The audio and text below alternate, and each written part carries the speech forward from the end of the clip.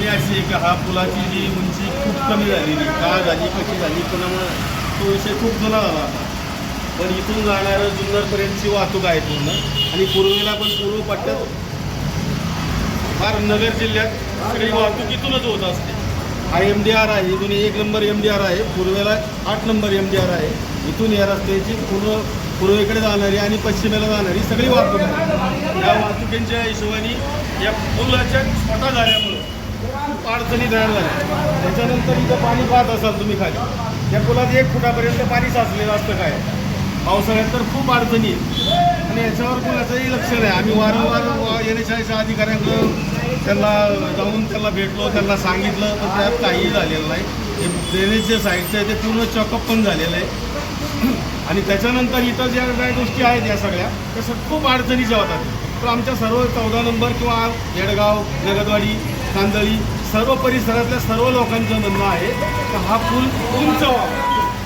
उंच आला पाहिजे, की जेणेकरून सगळ्या नागरिकांचं याच्यातून समाधान होईल. जाण्या येण्याच्या दळणवळणाच्या सगळ्या गोष्टी क्लिअर होतील. खूप अडचणीचा काळ झालेला आहे, खूप अडचणी चालू आहे. तुमची नेमकी मागणी काय आहे? मागणी काय आहे? पूर्वीला हा आता बारीक थोडंसं मागं पुढे झालं, परंतु योगायोगाने चुकीच्या पद्धतीनं तो पूल बारीक झाला. त्याला कोण बरोबर आहे याला आम्ही बोल येत नाही. मी म्हणतो आमच्या चुका झाल्या असतील काही ग्रामस्थांच्या, परंतु त्यावेळेला पूल बारीक झाला. आताची परिस्थिती अशी का पूल बारीक झाल्यामुळं या ठिकाणी ट्रॅक्टर जात नाही, पिकअप जात नाही, मोठ्या गाड्या जात नाही, रात्रीचा आधार पडतो.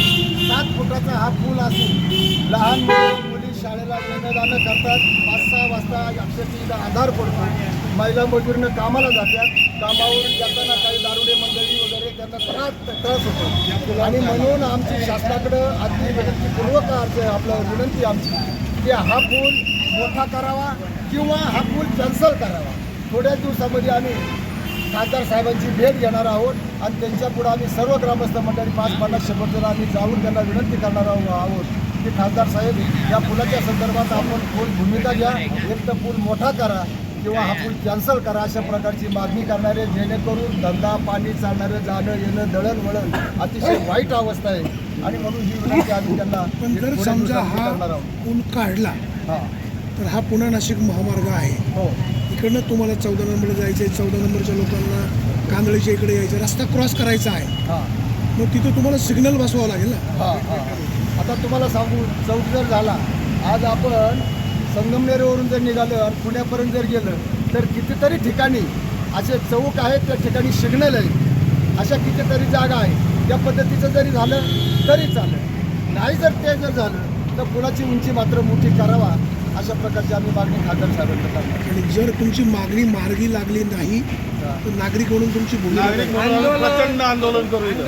प्रचंड आंदोलन नाही, अतिशय त्रास आहे. लोक वैतागलेली आहे. ड्रेनेजचं पाणी जांबूत फाट्यावरून या रोडला आता 100-125 लोकांची वस्ती पाठीमागे आहे. अक्षरशः त्यांच्या घराला पाणी लागत आहे. ड्रेनेजचं काम बरोबर झालं नाही. पुन्हा खालून पाणी येते, जांबूत फाट्यावरून पाणी येते, संपूर्ण पाणी वस्तीमध्ये जाते. आणि जर हे काम जर नाही जर झालं तर तुम्ही आताच ऐकलं, सगळीजणं जेवढी आहे वस्तीची तेवढी मंडळी हायवे रोडला बसून राहणार आहेत. जोपर्यंत ही मागणी मान्य होत नाही तोपर्यंत कुणी उठणार नाही पाहिजे. जे होईल ते होईल. परंतु अशा प्रकारचे आम्ही खासदार साहेबांना विनंती करणार आहोत. पुढे दिवसामध्ये त्यांना भेटणार आहे, त्यांची वेळ मागणार आहे आणि सर्व आम्ही ग्रामस्थ 100-200 जण आम्ही जाणार आहे. वेगळं काही नाही ते सांगायचं, परंतु थोडक्यात आणि शॉर्टमध्ये करायचं. तुम्ही आता जे काय कॅमेऱ्यामध्ये कैद केलं आहे ते तुम्ही आखोत एका हाल इथं पाहिलेला आहे. ट्रॅफिकची गाड्यांची ये जा, दळणवळणाची ये जा, दुसरी कुठली सुविधा नसल्या कारणानं आणि पुलाची उंची कमी असल्या कारणानं लोकांना होणारा नागान आणि त्रास आहे. सांडपाण्याचा त्रास आहे. एक तर सकल भागामध्ये पाणी चौकडून वाहत येतं आणि वस्तीमध्ये घुसतं.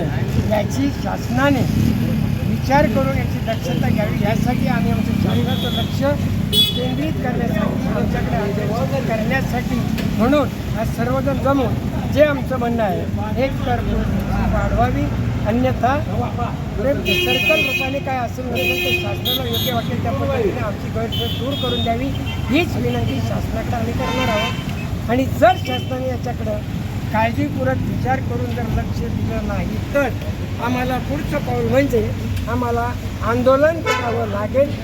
तिथपर्यंत आम्हाला जाऊ देण्याची तरतूद शासनाने घेऊ नये हीच विनंती.